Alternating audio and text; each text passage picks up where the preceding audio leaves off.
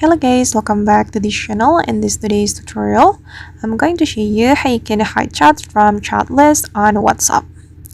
Okay, let's get into it guys. First of all, I'm going to open my WhatsApp, and after we have opened our WhatsApp, we have to archive the chats that we want to hide. For example, I'm going to hide this chat from my chat list.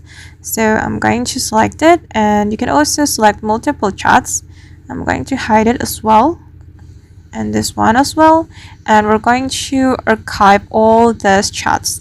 You can click on this archive option. Okay, and now the chat will be moved to the archived.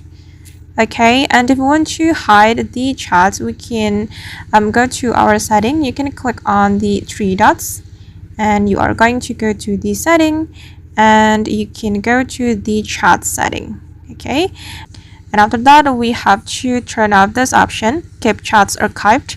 I'm going to click on this toggle button to disable this option, and we can go back to our chat list and check it. And as you can see guys, that the archived chats have been hidden from the chat list.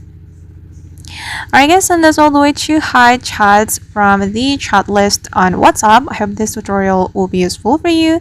Thank you so much for watching, and see you in the next video.